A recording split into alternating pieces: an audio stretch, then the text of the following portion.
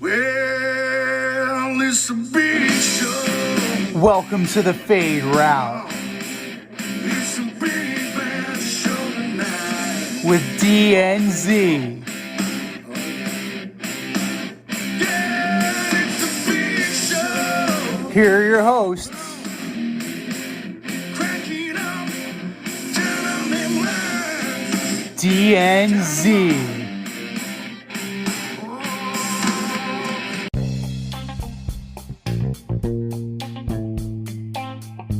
Welcome everybody to this week's episode of the Fade Route with DNZ. I am Z, and we got a jam-packed show for you. We're breaking down the week that was in the NFL Divisional Round.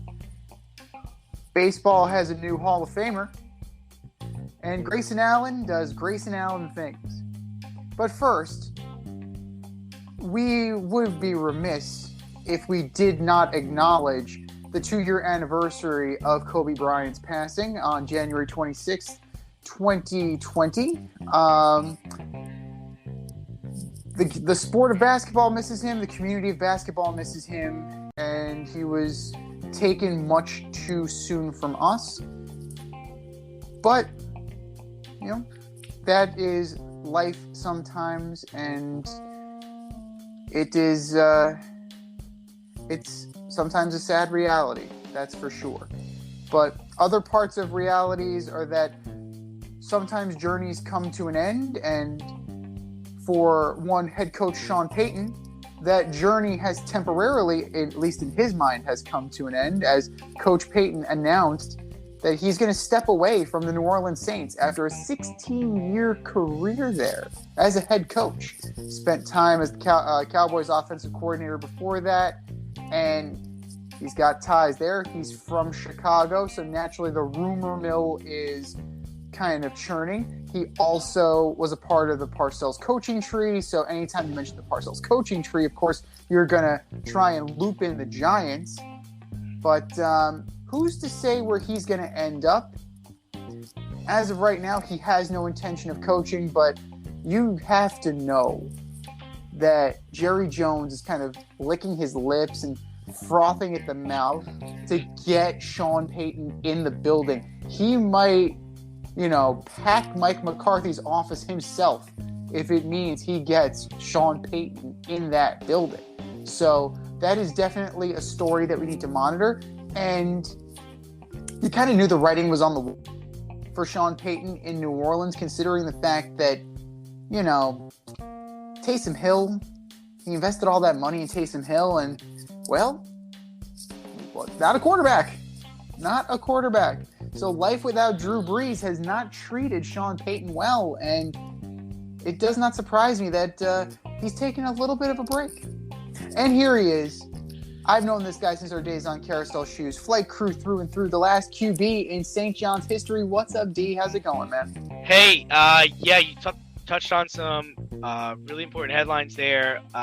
Kobe Bryant, I mean, what a tragedy. How crazy is it that the Lakers are currently 24-24, and they're the 8th seed in the West? Wow. How creepy is that? Damn. That is some numerology type stuff right there. Damn, sports is a weird thing. LeBron showed his dominance last night against Brooklyn, which was awesome. To talk back about the Sean Payton thing, listen, I get it. I mean, he's been there for a long time, but are we going to say that he was really a good coach? Well, I think they went to maybe 2 NFC championships, 1 Super Bowl, 1 title in 16 years. Meanwhile, Brees broke all those passing records. 1 year without Brees doesn't really make any noise, doesn't make the playoffs. Team is in cap hell right now. Cap hell. The team's going to have to get gutted, traded away, and he's going to step down. And you're right. It is probably take that Dallas job. I don't think it'll be the Giants job. It's the Dallas job, because if McCarthy goes into the playoffs and loses 1 game again, the next week he'll be fired, like you said. Jerry Jones will help him pack his office, and here comes Sean Payton, which he's wanted for years. And I do think that Sean Payton, with those players, Zeke, Dak, CD, Wilson, Cooper, if he winds up staying, they have a chance to really be a good team. But I'm just not so. I mean, they were talking about it on KJM this morning about, oh man, Sean Payton, he's a great coach, and he could really change a team around. And I don't see that. He had one of the most prolific passers in NFL history, and they won one. And if they don't recover that onside kick, they probably don't even win that game. So, I mean, if I was him, I would step down too. I don't want to coach this team. I mean, come on. Winston's coming off an ACL tear. Taysom Hill is pretty much going to be the quarterback, and that was a mistake, giving that guy all that money. You can't draft a guy. I mean, this team, Michael Thomas is out. I mean, he hasn't played in 2 years. If you're Alvin Kamara, do you see the writing on the wall and kind of want out? It's hard to say, right? Because that division is kind of up in arms. It's anybody's division right now, right? Yeah. We're going to talk about this later, but Brady could potentially be retiring, right? The Carolina Panthers really got to start over. Okay, we don't know what they're gonna do at quarterback. We don't know what they're gonna look like next year. The Falcons are the Falcons. They're Matt Ryan and company. Matt Ryan's getting old. So, and the Saints, this is what it is. So, I don't know if Kamara would want to leave. He gets a chance to put up numbers. He has a chance to make himself a very valuable player. I don't know what the market is for him as a runner. It's a good point. I'm not 100% sure what the future holds there. I would say that it's not. I mean, the only thing that gives it any attraction would be Alvin Kamara and that defense, because there's a lot of problems right now, like you stated, and whatever gold or glistening nature the job has, because like what Sean Payton brought was consistency. He stabilized the franchise right after Hurricane Katrina. He and Drew Brees were the right guys at the right time in the right place. Right. So like it was the perfect storm for them. I don't necessarily think, because of the roster, the offensive roster going into next year with either Taysom Hill, Trevor Siemian, or Ian Book, or somebody else, I don't think that it's going to be as smooth of a ride next year as they're hoping for. No, and you would imagine that. I mean, everyone's talking about the Dallas job, but what about the Chargers job? I mean, how about if that guy pulls, another shit season like he just pulled? Man, wouldn't Sean Payton love to work with Justin Herbert and Keenan Allen? That sounds appealing. So, yeah, I don't. And Chicago, I can't see him really going to Chicago. I understand it's kind of like a blank canvas and he can develop Fields, but Fields is not the passer Herbert is. Fields is not the passer Mahomes is. Fields not the passer that Dak is. So if you go to Chicago, you're just gonna have a tough time, and it's not a place where I don't know how well his offense would play out there either. Yeah, I mean, it's definitely, he's out in the elements in the cold in December. Yeah, you gotta run the ball, man. Yeah, the one thing is that he does come from the Parcells tree, and Parcells was all about running the ball.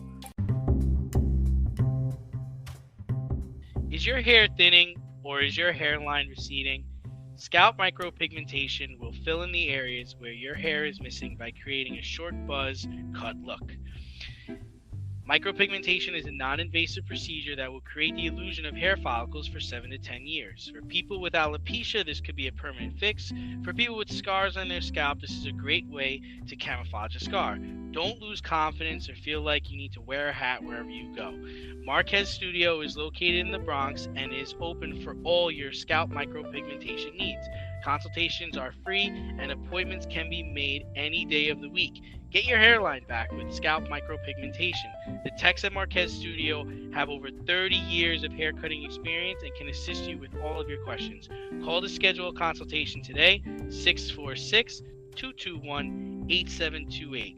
You can also visit them on Instagram at Bronx Marquez to see their gallery and view all their satisfied customers. Again, that is Marquez Studio, located in the Bronx, New York, 646-221-8728. Transitioning from what's happening in New Orleans and the surrounding areas of guys not in the playoffs, let's talk about the biggest story of the weekend and arguably the best game. The Buffalo Bills and the Kansas City Chiefs. 25 points. Get this. 25 points were scored between the two teams in the last 2 minutes of regulation time. Think about that. 2 minutes, 25 points total. And eventually the Chiefs kicked a field goal to send the game into overtime and then won the game on a Travis Kelce touchdown on the first possession. The Bills did not get to possess it, did not touch the ball. So did the Chiefs win the game or did the Bills lose the game? Bills lost the game, man. Plain and simple, Bills lost the game. How do you have a receiver have 200 yards of receiving and over 3 touchdowns? Are you kidding me? Gabriel Davis? You don't squib kick it? You kick the ball out of bounds? They get the ball to 25? What are you guys doing?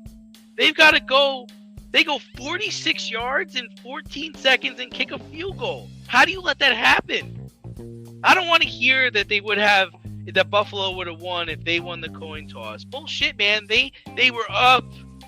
They gave the ball back to them. Stop someone. Play football. Football is made up of offense and defense. Stop somebody. Squib kick it.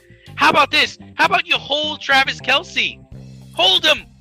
Don't let him go 5 yards. Let them call the holding penalty. 8 seconds run off the clock. It's a 5-yard penalty, automatic first down. There's no way they're getting downfield in 8 seconds and kicking a field goal. Like, where's your head at? Where's your head at, Sean McDermott? Where's your head? You cannot allow the team to cross the 50-yard line. And you say it was probably the best game of the weekend. I would argue it was the worst. There was no defense. Nobody played defense. People running wide open. People falling down. It's not even raining. There's no snow. Why are you falling on the floor? Guy gives a little deacon. He's wide open in the end zone, man.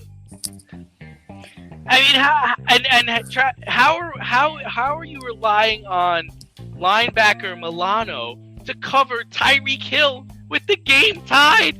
He catches the ball 15 yards downfield and takes it to the house. Does the peace sign while the players are ahead of him. I don't know. I'm sorry to get all fired up, but I couldn't believe what I was watching. And I like Allen, and Allen's a beast. Poor kid threw 9 touchdowns and 0 interceptions in the playoffs, and he's going home. Come on, man. I mean, you got to give credit to the Chiefs because they exploited the soft-ass defense that Leslie Frazier was running out there. I don't know if Leslie Frazier was, too preoccupied with his head coaching interviews. I know he interviewed with the Giants yesterday, but there were clips of Mahomes and Kelce talking it through, and they knew it. They could see it. The seam was there. There was a huge hole to exploit, and Travis Kelce exploited. Tyreek Hill running free, like you said. We're going to talk about Cooper Kupp later. Both of these guys just free release, running free through the defenses. I don't know what's going on with that, but you got to keep the play in front of you. You got to make sure you're gaining the necessary yards to get Butker into field goal range, and you don't do it. That falls on Leslie Frazier's game plan and the execution of the defense. You can't fault Josh Allen at all for this game. 329, 27 37, 4 TDs. Gabriel Davis balling out, like you said. he's going to make himself a lot of money. 8 catches for 201 yards. Like, that's a contract game right there. But, all credit due to the Chiefs. They took what was given to them. The Bills did not close them out. And they are moving on to the AFC title game. So, Patrick Mahomes, it showed that this team has that championship pedigree. And you have to figure that they are the favorites in this upcoming AFC title game because of their experience, because of their talent level, and because of their explosiveness. Yeah, I mean, when I was watching the game, I saw it more as the Chiefs were letting the Bills hang around them. I saw the game as the Chiefs lost Tyrann Mathieu on like the first play. They lost their safety. I'm not saying that he would have made a bigger impact than he did, but it definitely might have affected the game plan somewhat. Gabriel Davis isn't running over the middle with Tyrann Mathieu there. Yeah, and to me, the Chiefs had more weapons, and if you were the Bills, I mean, you came in, you're going for it on 4th down, you're on the guideline, you score first. You go into halftime, the game's close, but you're on the road, but you score with 14 seconds left in the game. I mean, come on. We talk about every week how you can't give guys like Mahomes, Brady, Rodgers the ball with time. They did exactly what they're supposed to do. They scored with only 14 seconds left. They did what they were supposed to do.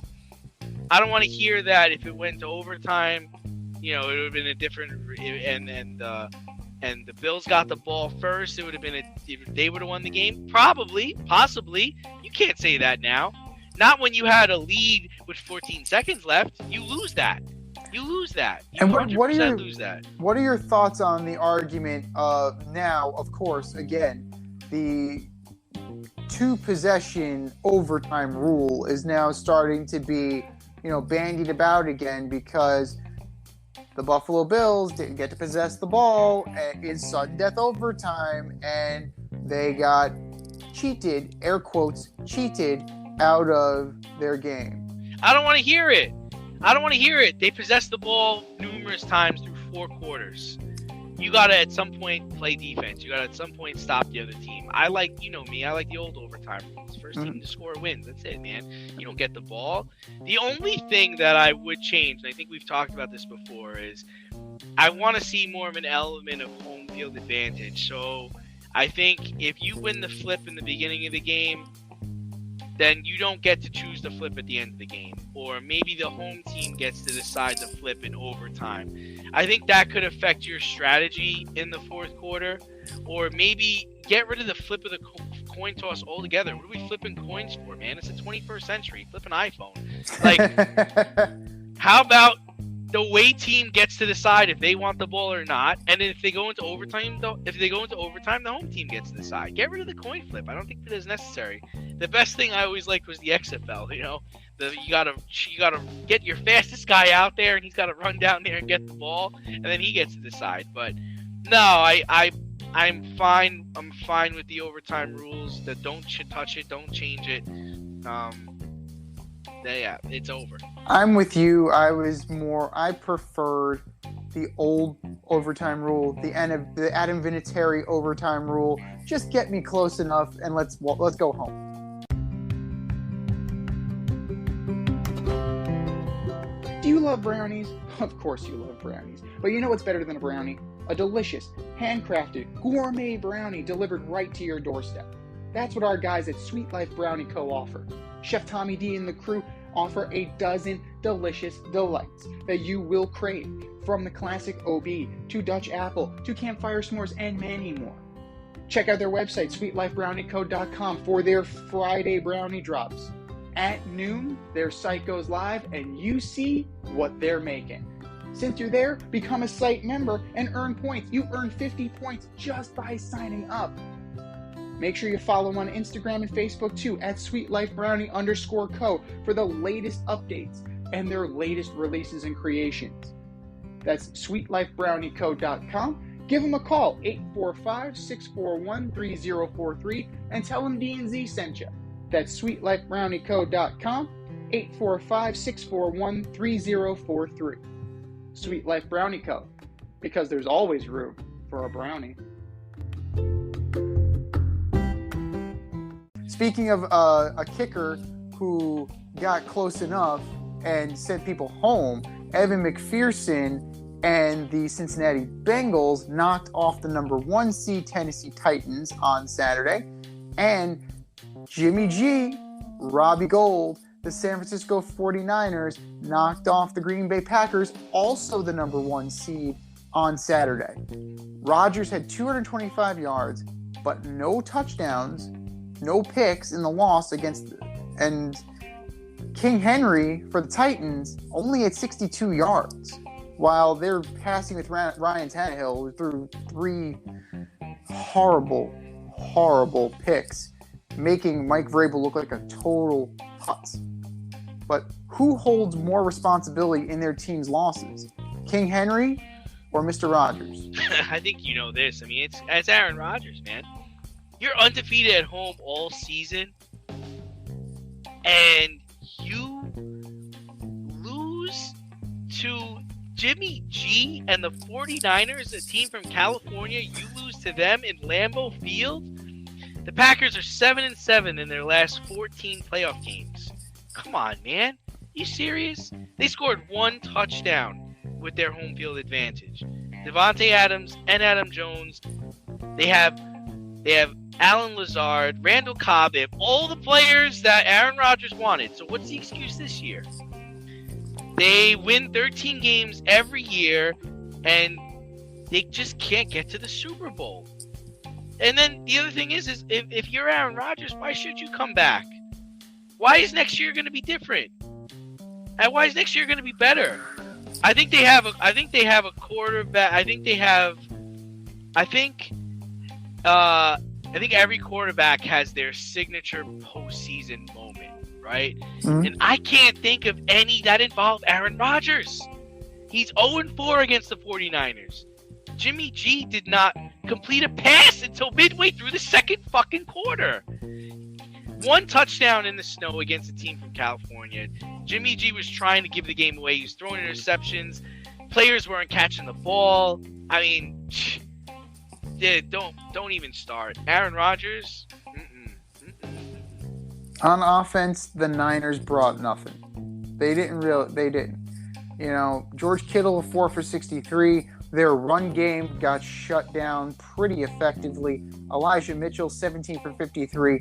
Deebo Samuel, you know, the week previous against the Cowboys, he's looking like Brandon Jacobs out there. Only 10 for 39, 3 for 44 receiving. So he was pretty well neutralized. And it boils down to, at the end of the day, it boiled down to defense. And the Niners did enough, even in the cold, even in the snow, they did enough to stymie Aaron Rodgers, and they sent them home. That's the thing. I don't think they stymied him. See, he was missing people. People were wide open, and he was missing them. He didn't even look at them. He didn't throw them the ball. Passes that he made during the regular season that were easy, nothing. Put it on the numbers. He's throwing low. He's throwing outside. He's not even looking at certain guys. It was awful. It was terrible to watch. This is your bread and butter. You're the number 1 seed. You got a game in Lambeau Field. You got Jimmy G with his broken hand and the 49ers coming to town. On your first possession, you march downfield in 10 plays and score a touchdown. And then you don't score any touchdowns for the rest of the game? What changed? What changed? I don't want to hear it was San Francisco's defense. They didn't do anything that crazy. The only thing that they did crazy was they blocked the punt, right? And that was the biggest thing. They blocked field goal, blocked punt. Field goal, block punt, return the thing for the touchdown. But Aaron missing people. It's all 3 phases of the game. You do have to give them credit for the special teams wins. But they got away from the run game. what the Green Bay touchdown was a rushing touchdown. Yeah, you're right. A.J. Dillon had 7 carries in the game. Yeah. 7. Yeah. Aaron Jones had 12. It's not like it was 33-10 where they had to pass. This is a closely contested game the entire way through. And this speaks to Matt LaFleur. LaFleur. The loser LaFleur. LaFleur. Yeah, you're throwing the ball all over the field. What was most effective for you? Running the football. He doesn't get it. You have the most complete team in the NFC, right? You had Brady, his line was injured. Antonio Brown went AWOL. Godwin's gone. Godwin's gone. Jimmy G has half a hand. This is it. If this was any time, the only team that could have possibly given you a run for your money was the Rams. And the Rams would have to come to you. So you're in the driver's seat. I am firmly in agreement with you on that. The Green Bay Packers were in the driver's seat, and they blew it. You go into halftime and the score is 7-0, and you're the Green Bay Packers. We got a problem. Burn the game plan and let's start over. We need to go out there and change shit up. No, totally. Well, let's flip it to the AFC and let's talk about Titans and Bengals. You have Derrick Henry. He rushed the ball 20 times, only for 62 yards. Deontay Foreman had just as much production on a fifth of the carries. He only carried the ball 4 times, and it's not like Joe Burrow lit up the passing yards, but he got sacked 9 times. 9 times. 9 times. You sack a guy 9 times and you lose the game. When you let Ryan Tannehill throw the ball, 15-24, not awful. I mean, it's not great, but it's not awful. 220 yards, okay.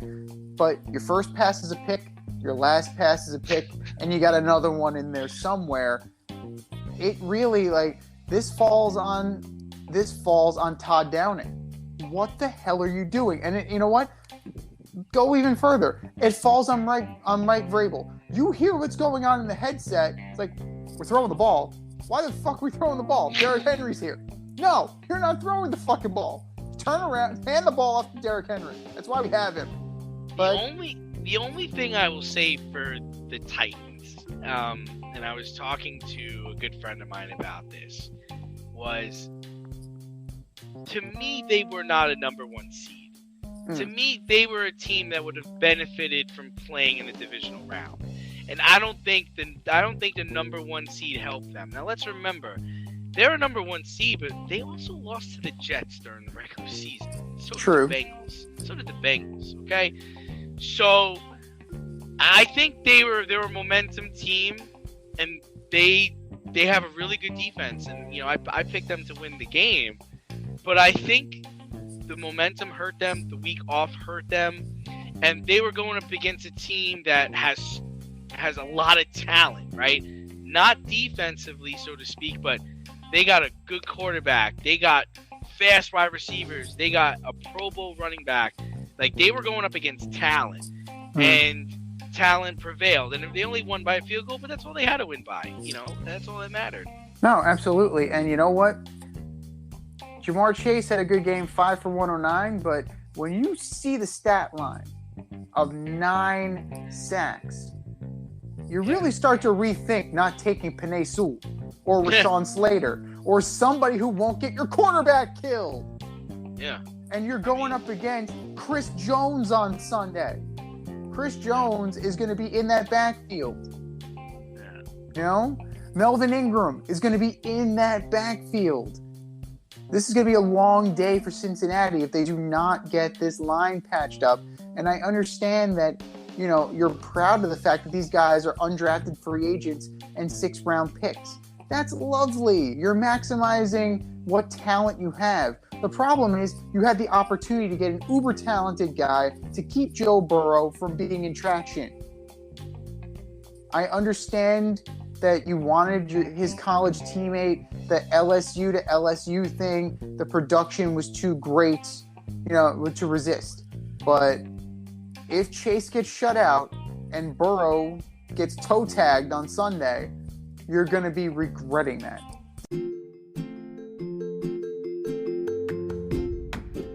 You can't help but smile when you see a balloon. The simplest occasion is a party. Westchester Pop Stars, located in New Rochelle, New York, offers balloon styling and decor for all life's events. Birthdays, anniversaries, weddings, showers, school and corporate events, store openings, or just because.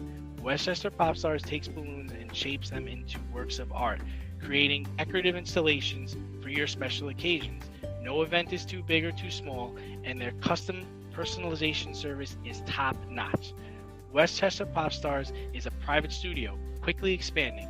In-person consultation is by appointment only. Send an email to westchesterpopstars@gmail.com for more information or to schedule an appointment.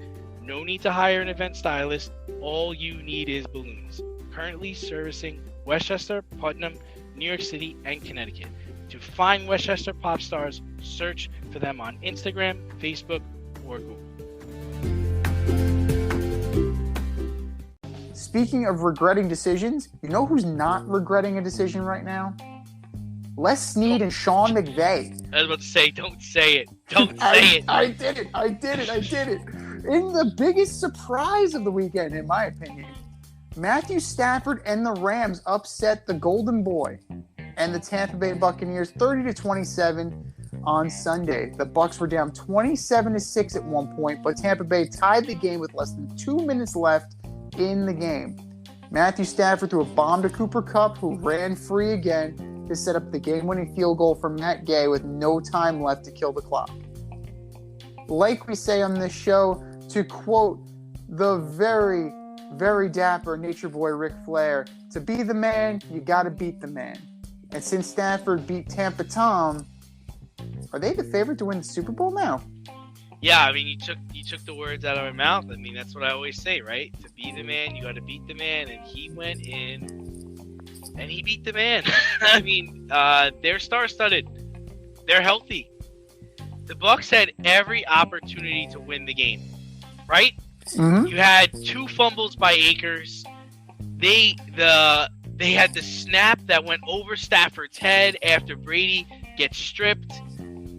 They came back from being down 27-6 to tie the game. Looks like we're going into overtime. And oh wait, Antoine Winfield lets the best receiver on the field get behind him, and then he tackles him so that the game-winning field goal could get kicked. I was watching the game and I was telling myself, Tampa doesn't deserve to win this game, especially the way they paid the first 3 quarters. But then I was like, well, wait a minute.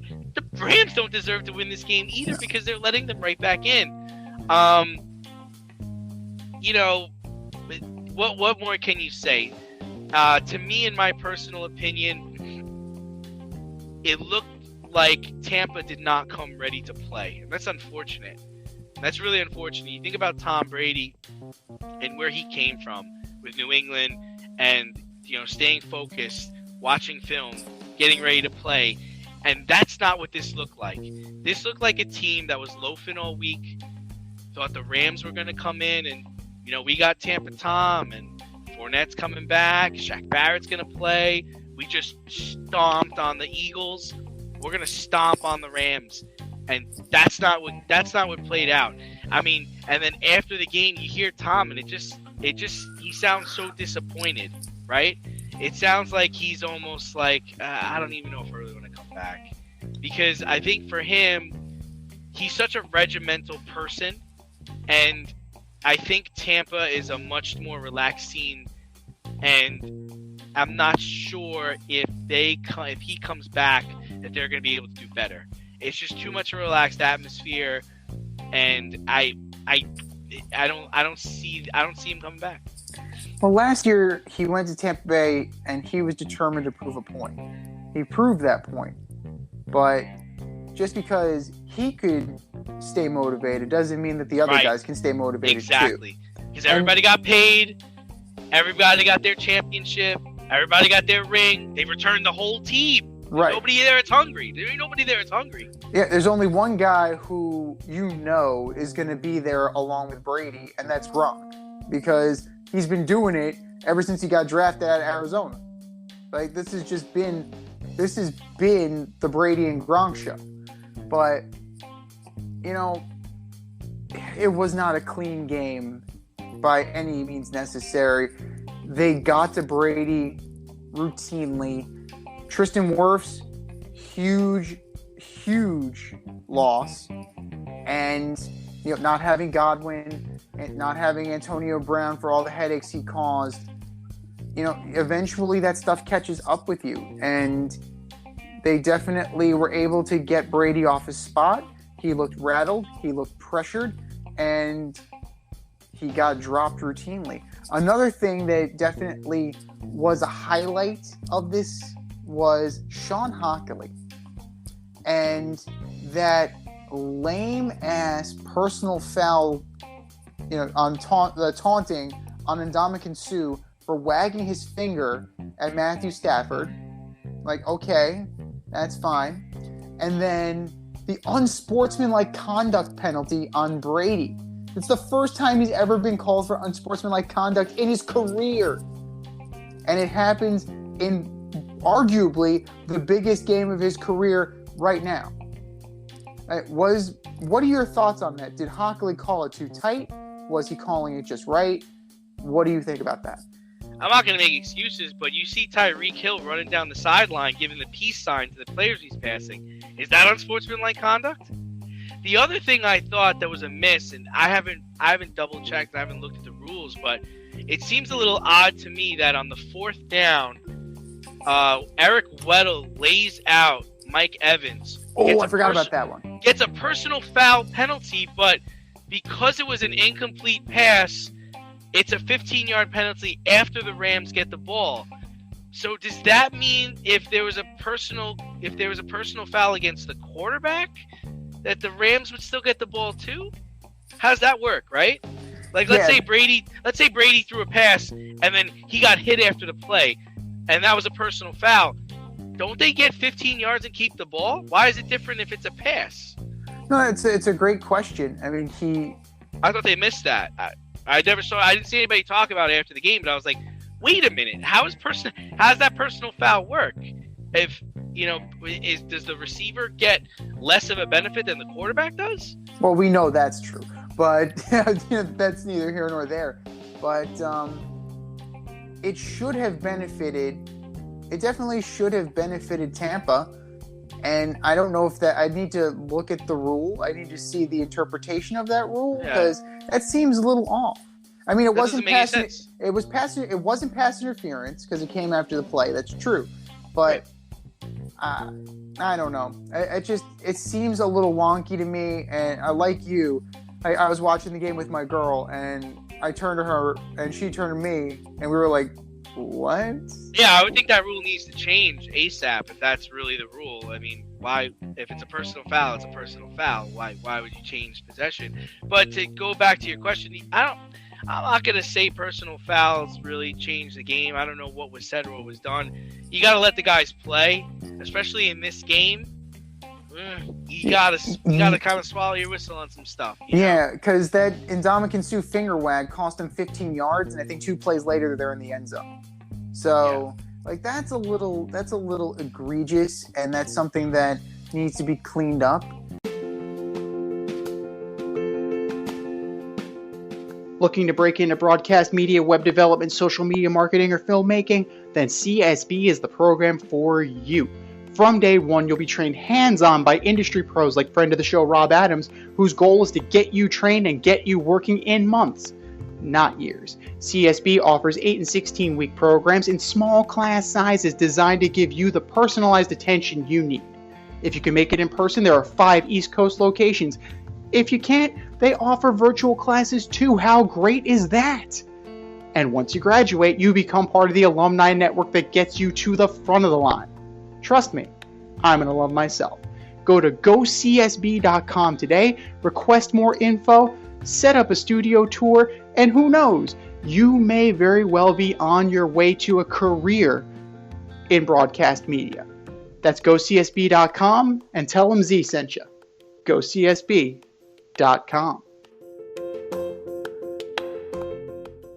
But speaking of being cleaned up, we have a new Hall of Famer in Cooperstown. The Baseball Hall of Fame class of one was announced on Tuesday. Is it a class if it's just one? Well, he will be joining other people because, you have the Veterans Committee votes, guys like Jim Cotton, Gil Hodges, and Minnie Minoso. David Ortiz will be joining that list. He is now a first ballot Hall of Famer, getting almost 79% of the vote. This is the first time a player who has tested positive for PEDs has been elected to the Baseball Hall of Fame. Remember, he was named in the Mitchell report, but because that was unofficial, it was kind of stricken from the record, pay no attention to the man behind the curtain. At the same time, Barry Bonds is out, Roger Clemens is out, Sammy Sosa is out, and Curt Schilling is out. So what does this mean for steroid users who are on the ballot? It means that they will get in someday. It means you're allowed to cheat in baseball and be immortalized in the sport. It means Joe Morgan is turning over in his grave. It means everyone will get in at some point, but most of all, it means I'll never step foot in this Baseball Hall of Fame. David Ortiz was too well liked not to make it in, basically. People were able to see past his PED accusations or his PED use, and we're like, man, this guy represented Boston. This guy was the face of the franchise. He broke the curse. He won a World Series. He won 2 World Series there, and I think that's what happened. Where with Bonds and Clemens, people don't like them. The only problem I have, and I was listening to a couple of other podcasts today, and I can't recall who it was, but he brought up a good point. He's like, Roger Clemens and Barry Bonds were good before they did steroids. They did steroids, and it allowed them to last longer, probably put up better numbers. If you think about Roger Clemens, I think he did it when he was with Toronto. He got the back-to-back Cy Youngs, and then he winds up going to the Yankees, and he prolongs his career. Bonds went from hitting 40 home runs, hitting 60 home runs, and he got enormous, right? But they were pretty good players, and they were pretty on pace to probably get into the Hall of Fame. But you look at Ortiz. I mean, he was on the Twins, and then all of a sudden he goes to Boston, and then we see him start to put up numbers. So that's where I have the problem. And the other problem is you got a guy like Bud Selig, who was the commissioner of the league when the steroid era was happening, and he knew it was happening, and he got into the Hall of Fame. So it's just to be quite honest with you, I've been listening to Jeff Passan the last 2 days. I'm sick and tired of him because he keeps painting them as victims. They're not victims. They chose to do what they did. If they don't get in, they don't get in. You can tell the story of baseball without these guys. That's just my personal opinion. But on the flip side, I'm saying that if you let one of them in, you gotta let them all in. So let Pete in, let the Black Sox in, let them all in. Either let them all in or don't let any of them in. That's all I gotta say. I'm in agreement on that one. And I think it's very telling that this was A-Rod's first year on the ballot, right? What was A-Rod's percentage? 33.5. Yeah. So look at Alex. I mean, I can't stand him. I think he's a preening schmo. Like Tony Kornheiser, Michael Wilbon like to talk about Brian Billick as a preening schmo. A-Rod to me is in the same category. So immensely talented dude. Didn't need to cheat, just like the other guys. Right. But they're making an example of him. Right. Bonds was in the 50s or 60s when he first got on. Clemens was in the 50s or 60s. He starts out at 33.5. That is very telling. And it really is a popularity contest. It becomes who is a media darling and who isn't. Perfect example. Albert Bell is a cuspy Hall of Famer. I would argue that Albert Bell was one of the best sluggers of the 90s. Career, 381 home runs, lifetime 295 batting average, 1,239 ribbies, an OPS of 933. Dude was a hitter. Albert Bell could flat out rake, but he was also a Hall of Fame asshole. So he didn't sniff the vote, right? He didn't sniff the ballot. It's on record that the media punished Jim Rice for being a prick, and then they finally let him in. They threw him a bone. So let's not pretend that this isn't some kind of popularity contest and, we're going to grease the palms of the guys that were nice to us and gave us access. That's just a crop. So there needs to be a better way of determining, or a better way of deciding who that's going to be. Now, Curt Schilling is another Hall of Fame asshole, but maybe he's onto something with just having a committee of veteran players. Let my peers decide if I'm good enough to be in the Hall. Yeah. Because what's going to happen is eventually he's going to get in the Hall of Fame. All these guys are going to get in the Hall of Fame because there's going to be some committee like 10 or 20 years down the line, maybe 30 years down the line, and they're going to look past it. Manny Ramirez is going to get in with them because, another guy, Manny could flat out hit.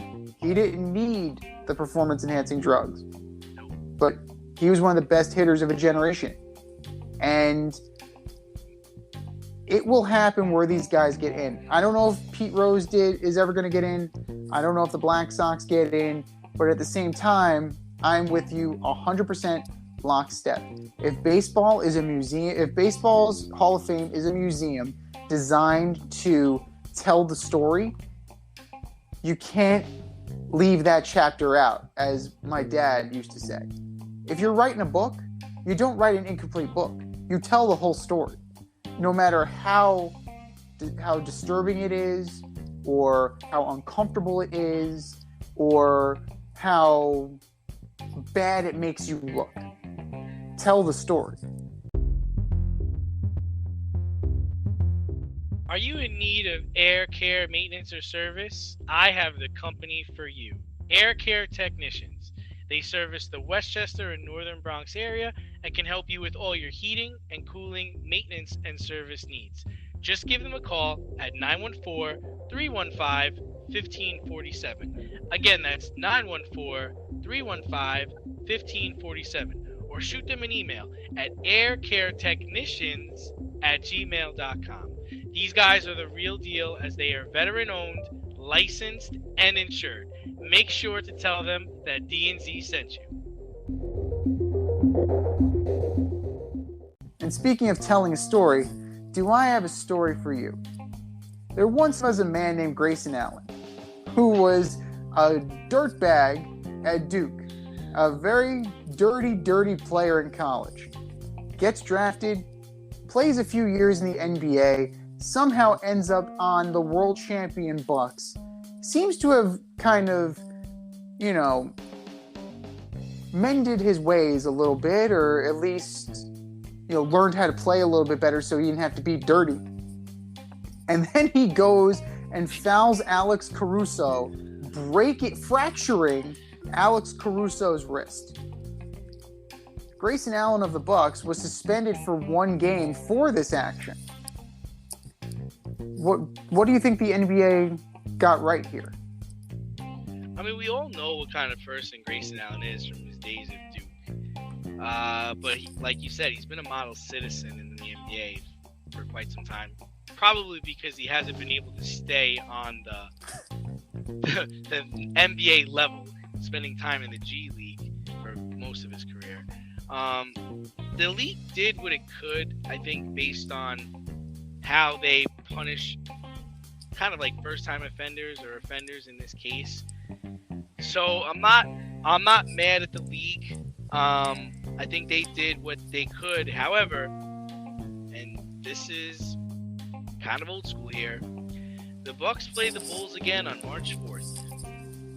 If Grayson Allen plays in that game, the Bulls should let him go in for a layup and take care of him. And that's all. A little old school justice. That's all. That's it. I mean, we don't have the ability to show the clip, but Caruso's going to the basket for a layup, and Grayson Allen pretty much runs alongside of him, grabs him by the arm, and pulls him down. Does not go for the ball, pulls him down, and then laughs about it as he's told that he's been ejected from the game. That's a problem. Didn't go to Alex Caruso and be like, "Oh man, I'm so sorry, are you okay?" Like, didn't do any of that. So that's where I am with it. I don't think it was harsh enough because yes, he went up and he hit him with his right hand, but then when you watch the clip of the video, he goes in and he kind of grabs the other wrist and yanks a little bit. Down. He pulls him down. So there's clear intent to injure. There is clear intent to injure there because you're not trying to break his fall when you're doing that. You have a clear understanding of what you're trying to do. If you're trying to attempt to injure, I'm not saying you have a suspension as long as Caruso is injured, but 7 games, 10 games, I would have been fine with. 1 seems like he got off light, but dropping the hammer on him based on what he did in college also isn't the way to go. But a 10-game suspension, I think, would have been more than fair for a marginal player who committed a thuggish act and showed no remorse for it. In hockey, he'd be labeled a goon, and what would happen? Exactly what you said. They would send out the goon, they'd drop the gloves, and they'd beat the shit out of him. And that's probably what's going to happen in some form or fashion the next time Grayson Allen plays the Bulls. He deserves it. That's what should happen.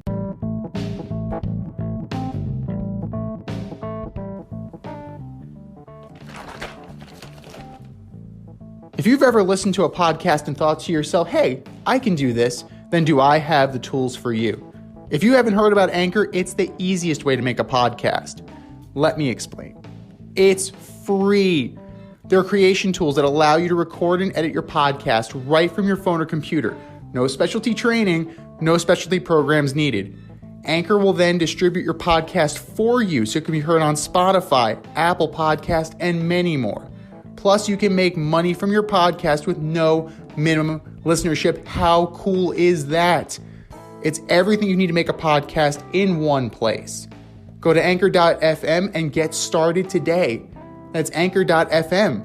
What are you waiting for? Download the app.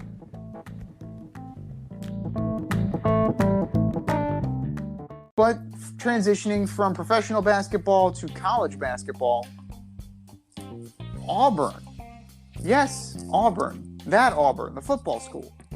They are the number 1 team in the country in men's basketball. Under head coach Bruce Pearl of Wisconsin-Milwaukee fame, of Tennessee fame, and possibly Louisville fame, as he's been tied to that job now that Chris Mack has been fired. Does this mean anything at this point in the year that Auburn is number 1? Or is it almost that time for Bruce Pearl to leave due to scandal? At first glance, I thought to myself, no, it's not a big deal, because we were 2 months away from the NCAA tournament, and they're not the best team in the country. I mean, they're number 1, but they're not really the best team in the country. But then the more I thought about it, I was like, man, it's the first time in the history of the program that they're number 1 in college basketball. And then this is something not even Charles Barkley accomplished. And the other part is let's look at the redeeming side of Bruce Pearl. Let's be positive about it. After all the scandals at Iowa, Milwaukee, and Tennessee, he's risen to the top again. I mean, I don't trust the guy, But I think this is certainly an accomplishment for him to be proud of, for the school to be proud of, for Steve to be proud of. Well, definitely. It's the first time that it's ever been done at the school. But like you said, they're not a standout in any capacity. You know, only averaging 79.4 points per game. Yeah, I get it's college and scoring isn't as high in college, but that ranks 31st in the country. It's not like it's an offensive juggernaut, you know? They're tied for 60th in rebounds per game. Okay, not that great there. Oh, decent. You know, 15 assists per game. They're not playing super great defense. They're allowing 65.3 points per game. So, you know, it's a good collective effort right now. You know, you have guys like Jabari Smith, Wendell Green Jr., Walker Kessler. You have players there that are, you know, contributing to the greater whole. And this season's just been a weird year because you've had Purdue at number one and they got trounced. Nobody seems to want number one for very long this year. So it looks like it's going to be one of those years that it's going to be wide open. And I don't necessarily know if they're even a number one seed come tournament time when Selection Sunday comes. I'm not 100% sure that that's going to be the case. But at this point in time, it's a nice little footnote. It's a nice little story. But I don't know. And what are your thoughts on the Chris Mack firing? And should Bruce Pearl be interested in this? Because Louisville is more of a basketball school. He will get more attention than still, you know, being at Auburn. But do you think this would be a good move for him, or should he stay under the radar? Oh, yeah. A school like Louisville, riddled with scandals, sounds right up Bruce Pearl's alley. Well, that just means Iona's next. Yeah. No, I don't. No, I don't think so. I think he should stay at Auburn. This fits him. Louisville's got a lot of issues, and they don't seem to have anything under control. And I don't understand how they go from problem to problem there. They're such a big time powerhouse basketball school, but yet this seems to be hitting them from all sides all the time. So no, I don't think it's a move for him. He should stay with Auburn and see what else opens up. But I would stay away from schools that have trouble associated with them. It would be hilarious though, because I mean, we think about this. They would turn to Bruce Pearl after a controversy. Yeah. Because they still haven't recovered from Rick Pitino, right? They had Rick Pitino, now they have Chris Mack, and now, you know, we're going to have this normalizing, stabilizing force. Bruce Pearl! It just sounds like a bad idea. I'm actually wondering that if Shire doesn't work out in Duke, if Duke is going to go after Pitino. Because, I mean, we posted on Insta. I was at the Iona game a couple weekends ago, and man, Pitino could still coach. I mean, he's got the Iona Gales. I think they're 13-3 or 14-3. They're headed towards probably another MAC title, and you know, going to see him in a little school like Iona. I mean, he's big time. I mean, I could totally see if the Shire thing doesn't work out that Duke is calling. Or maybe even Chapel Hill calls him, right? That would definitely be interesting to see a guy with Pitino's stature. You know, it would be very interesting to see how he fits in with the history and with the programs there, because generally speaking, they don't necessarily want the big name. They want to create the big name. Yeah. And I mean, that would be very interesting to see how, because it feels like an oil and water situation, but it's definitely something I'm intrigued to see. And we both know that Rick Pitino is going to go big game hunting eventually, and vice versa. Big name colleges are going to be calling him. Iona is just a stop on the road. But it wouldn't surprise me if he was in the conversation, and it would be very interesting to see how he would fit in one of those big name schools.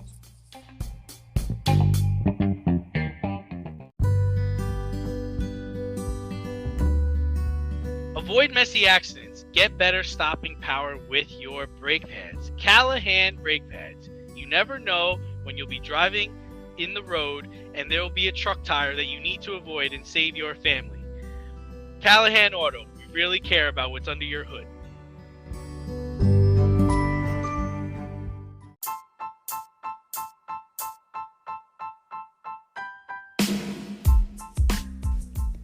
It's time for the mail route on the Fade Route. If you want to get featured, hit us up, faderoutemail@gmail.com, or slide in those DMs at Fade Route Podcast on IG, or drop us a line on our Twitter page at Fade Route DNZ.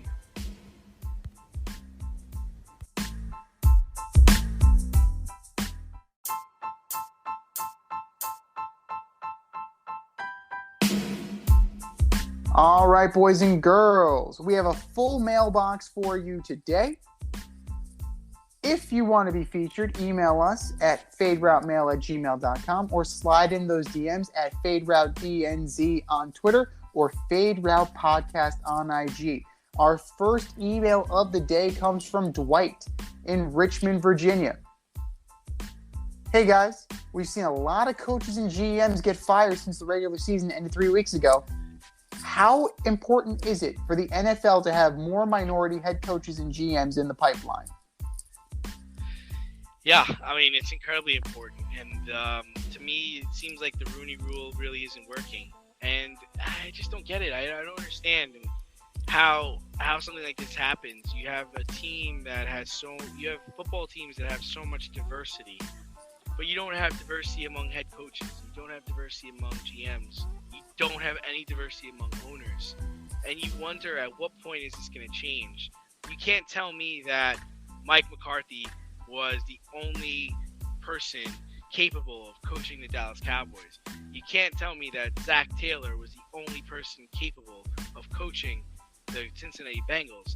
I mean, you're not even close to a 50-50 split. Right now, there's only one African-American head coach in the league after Brian Flores recently got fired. So you got to change, and I'm surprised it's taking this long. Well, the thing with the Rooney Rule, is that teams now have figured out ways to circumvent it, right? So you'll interview a low-level special teams coach that you really don't have any interest in, and just like, oh, check the box. I fulfilled my end of the bargain. So in a way, they're dealing in bad faith. But to what you were saying, it's a boys club, man.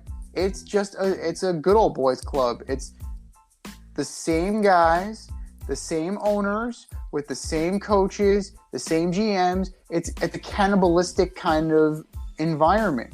And it's very rare that new blood gets into the mix. So what you need is a reinvention of the Rooney Rule to where, you're not just using it as a formality. And I don't know how that looks, but it's something that needs to be addressed, and it needs to, whether it is the Fritz Pollard Alliance that is helping them write the rule, or if it's just, because now you have Chris Greer, you have Mike Tomlin, you have some very well-respected assistant coaches that are African American and Hispanic. You have more diversity at the middle management level, but you need to get them on the higher level. And maybe you need some inclusion from these folks and get their input on how to write this rule so that it can't be circumvented so easily by the guys at the top. Email number 2 coming from Jim in Elmwood Park. Hey, Jim. How's it going? Before the pandemic, Colin Kaepernick and other players caught flack for kneeling during the national anthem. At the time, Kaepernick and other players were trying to bring attention to social justice in America. Over the last 2 weeks, the NFL has had record-breaking viewership. Have people forgot about social injustice in America, or does time heal all wounds? Yeah, unfortunately, I do think people have forgotten. We had so many people speak out when the kneeling occurred, where they were saying, "Oh, I'm boycotting NFL. I'm not watching any more games." Guys, as a person who works in media, I've seen the ratings. People are watching the games. Yeah. So yeah, I do think, and think about it. I mean, we didn't talk at all. We haven't been talking at all at what players or coaches are doing during the national anthem. I couldn't tell you who stood, who kneeled, or what happened this weekend. I think at the time it brought attention to it, but if you look around, you read papers, and you see what's going on in the world, I think we are forgetting again. Well, I mean, you definitely have, it's coupled back with that first email. You have a lack of diversity. And you also, I mean, if you've been following the news lately in minor league hockey, there were 2 instances last week of players making racist gestures towards African-American players, and both guys got suspended. So this is a systemic issue right now that, it is just, we're taking a step back into a very dangerous time right now. And, a lot of that has to do with, we're looking past each other. We're not willing to listen to each other. We're not willing to hear each other on certain issues, social injustice, racial injustice. It's got to be more than a phrase on the helmet. It's got to be a lot more than a phrase in the end zone. And we definitely need to do better as a culture and as a society in that. And sports is a microcosm of that. I think that people haven't forgotten so much is that it's definitely getting hijacked by the messages, getting hijacked by people who you don't necessarily want to be spreading these agendas. So it's kind of, if we go back to Colin Kaepernick, for example, somehow got manipulated into a lack of respect for the military and a lack of patriotism, where it was a protest of police brutality, and it was a protest of improper law enforcement. So it's important that we not only hear each other, but we also kind of continue to bring up the issue and continue to clarify so that the message doesn't get hijacked and the story doesn't get hijacked. So that way it's always in the forefront of people's minds. Man, this is a heavy mailbox today. I don't know. What do you think, D? Is this a little? Let's see if we can find something to kind of like mellow it out a little bit. Let's see here. Here's one. All right. So from Celine in West Virginia, friend of the show, frequent emailer. Hey guys, it's almost time for the big unveiling. On February 2nd, the WFT is going to pick a new name and logo. The finalists are Red Hogs, Hogs, Warthogs, Commanders, Red Wolves, Wolves, Defenders, Admirals, Armada, Brigade, Presidents, or Washington Football Team. Is there a name you like or a name you think they might be leaning toward? I like the Commanders. I really hope they don't go to the Washington Football Team. I will be so disappointed if they just stick with that name. Commanders could be cool. I'm in for that. I know I've been hearing things about they really like Hogs and Red Hogs, but I'm in for Commanders. That would be my pick if I got to choose. Commanders would be a good one. Brigade is good. I think that, it speaks to the military aspect of it, the influence there. Admirals, Armada, it's fine, I suppose, except it's really a naval kind of thing instead of but it kind of is what it is. Defenders isn't bad, but of the bunch, I gotta say Commanders and Brigade are the best. And if anything else, I don't know, Washington Football Team to me is third out of that list. The other ones, like the Wolves, Red Wolves, Red Hogs, the Hogs. Do you really want a pig on the side of your right? Or do you go Cleveland Brown and just go with the maroon helmets? Like, I don't know what you do with that, but I don't necessarily want a hog as my logo. Like, you might as well get Porky Pig while you're at it.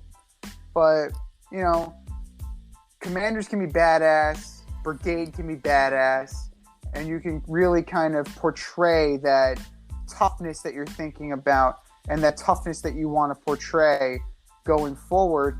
And all of these are neutral so that, you know, you don't have the diversity issues, you don't have the racial stereotyping issues that you have had in the past. And, you know, this is something that Dan Snyder definitely needs to clean up. And any of these would be a fine choice, but you definitely, like, I think you got to go with something with a little bit of oomph to it. Like, you know, Brigade or, you know, Commanders would be good too.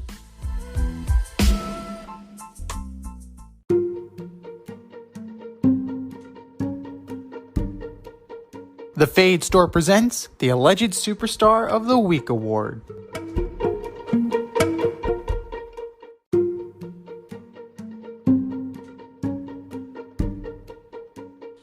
All right, boys and girls, you know what time it is. It's time for the Alleged Superstar of the Week.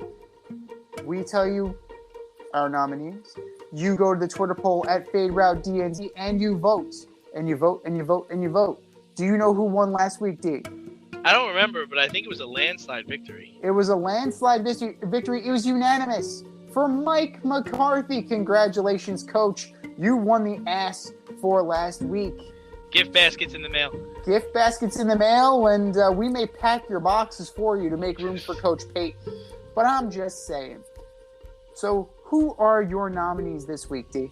Oh, this week it was really easy. First up for my Alleged Superstar of the Week is a Mr. Aaron Rodgers. 0-4 against the 49ers, and you told them that they would pay since they didn't draft you. They paid all right. You've helped them advance. So, good job, Aaron.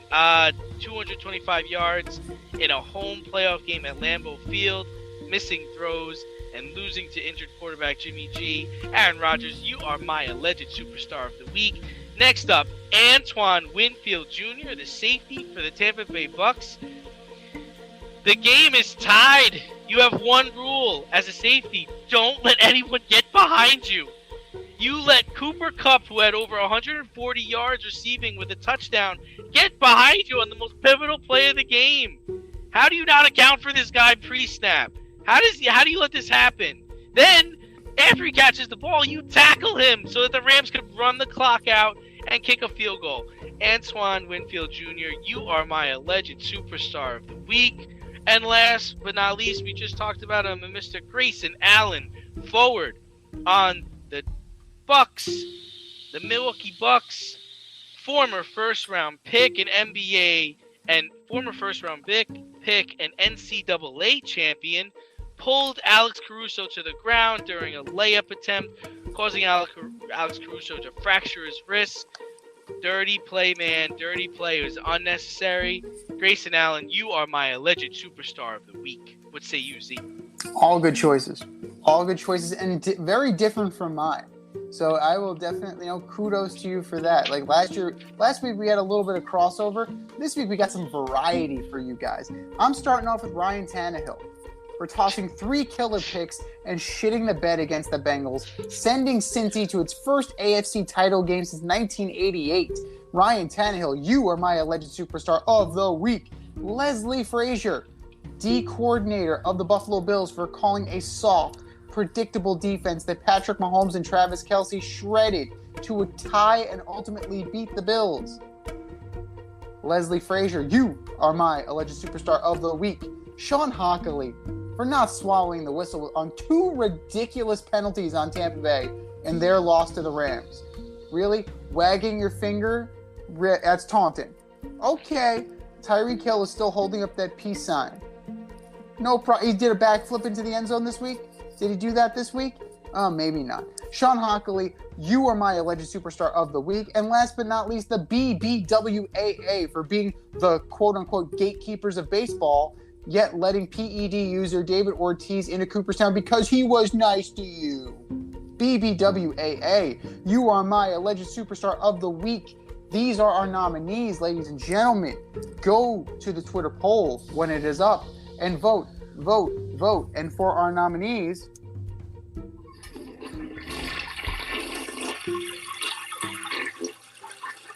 just do better. Just do better.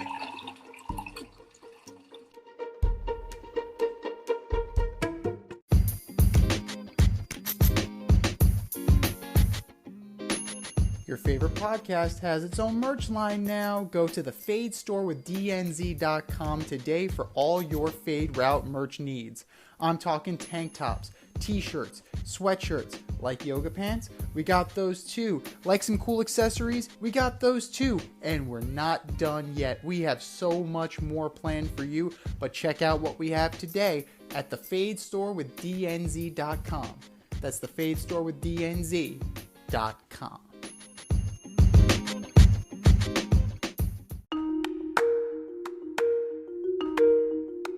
Let's run the option and give you our picks for the week.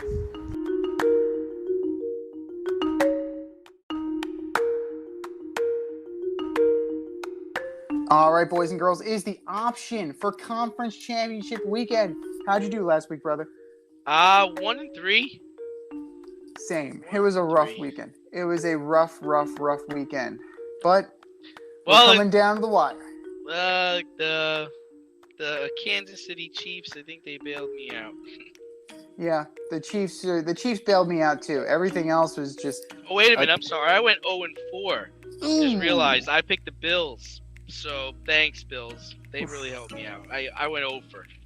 First 0-4 of the year for me. Thank you very much. Well, 1-3 is not much better than 0-4, brother. So don't beat yourself up over it. But here we go. 3 p.m. Sunday, January 30th. The Cincinnati Bengals going to Arrowhead to take on the Chiefs. Who you got? Yeah, I just can't see the Chiefs getting beat by the Bengals again. I mean, I just can't see that happening. And this is going to be their first title game. And pretty much the Chiefs showed up with their briefcases this year. So I got to go Chiefs on this one. It would be a great story if the Bengals went from last place to Super Bowl. But it ain't happening. Sorry. You got Mahomes, you got Kelsey, you got Hill. Chiefs. And 6:30 p.m., the Niners, led by Jimmy G, go into SoFi Stadium to take on the Rams. Yeah, it sucks. I can't believe I'm going to say this, but the Rams are going to win. It's hard to beat a team 3 times in a row. I can't imagine Jimmy G with his busted finger going in and winning this game. I can't see it as much as I want. As much as I want right? that to happen. I as want much it as to I want happen Kyle so bad. Shanahan, as much as I want Nick Bosa, as much as I want Deebo Samuel, I can't. The Rams are too talented and they're humming on all cylinders right now. It looks like we're gonna have a Chiefs-Rams Super Bowl. This has been the Fade Route with D&Z. Thanks for tuning in tonight. Catch our podcast on Wednesday nights on Anchor, Spotify, iHeartRadio, wherever you listen to your podcasts. Until next time, stay faded, everyone. We'll talk to you next week.